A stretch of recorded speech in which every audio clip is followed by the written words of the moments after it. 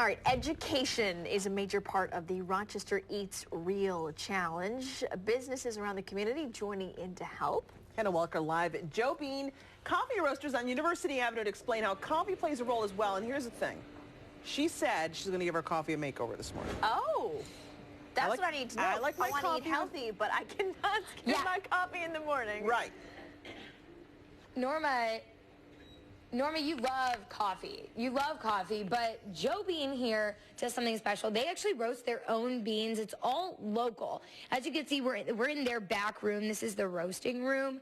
They don't normally let just anybody back here, do they, Kathy? Not usually.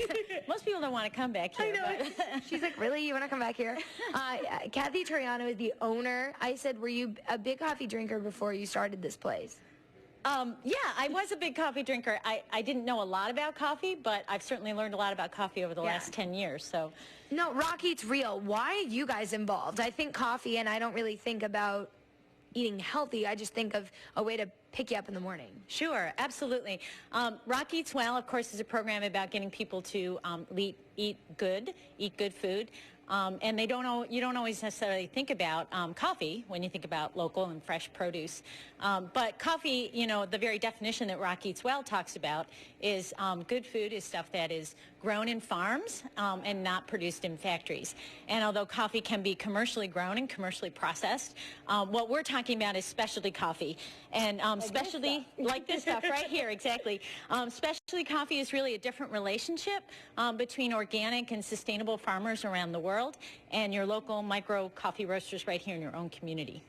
Yeah, and the guy right next to you is really, we like to call him the head roaster, but he doesn't like to brag, so we'll call him Wade today. This is Wade Reed. You are the head roaster here.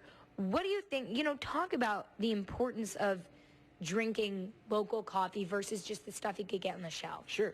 When we think about, drinking locally roasted coffee, we break it into two different categories. Why buy a bag of locally roasted coffee and why buy a cup of locally roasted coffee? And really, when you're buying a bag of locally roasted coffee, you're getting into a lot of those familiar issues with freshness because our bags have a roasted on date, not some arbitrary expiration date, and similar issues with traceability and sustainability that you get in local produce too, because we're working directly with farms or with reputable importers to make sure that best practices are employed at origin and what we're buying is really a quality product. When you're talking about a cup, now that's a pretty different story. This is really a hub for community. And when you come and you sit down and you have a cup, that's what happens. I'll tell you one quick story. When two guys that we had never seen before came in, sat down, they're drinking their coffee, and didn't really say much to them, but then one of our regulars came in, guy who's been here since day one, seriously been coming in since day one, says, oh, it's my anniversary, none of the florists are open, I can't get flowers for my wife, and the two guys perk up, look at him, and they go, we're florists, we own a shop, we'd love to go open up and get you something. That's what happens here. Yeah. That's what happens when you sit down, locally roasted coffee, you meet your community, you build your community, and it becomes really a hub. So it's not just about caffeine, it's about who you're meeting. Wait, let's walk over here and we'll continue to talk. We're actually going to take you to the front room, which is gorgeous, where all the action happens. We've got people here chatting already. Wait, this is really where the community meets, where people have their morning cup of coffee. Let's walk up here. Exactly, and I think the trick for us is really that it's all face-to-face. I'm standing here brewing coffee like Dina would be right now, and you're sitting there, and we're interacting, and it just fosters, more and more interaction. It kind of multiplies itself, and then, next time you come in, I recognize you. The next few times you come in, we've got something to talk about. Yeah. So, and then, it kind of cross-pollinates. Yeah. I've been talking to this person and this person for the last month or two. I happen to know something about both of them that they don't know and about each other, and that's how community happens. I love it. Dina, I'm going to put you on the spot and ask you what you're brewing, if you don't mind. I am brewing a cup of Columbia right now. Okay, so I'm not a coffee drinker, but do you think I would like something like this? Maybe? I do. Yes, I do.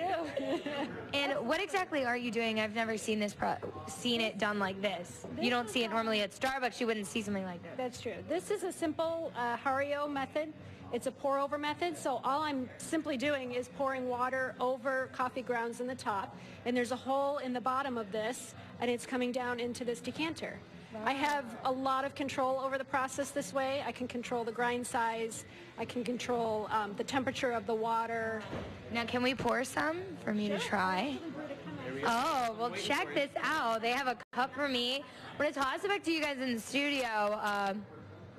Hannah, what's their thought on cream and sugar in their coffee? hot, Hannah, can you ask them? very good. What's their thought on cream and sugar in their coffee? Cream and sugar? Norma wants to know about the cream and sugar. Do you add cream and sugar to your coffee?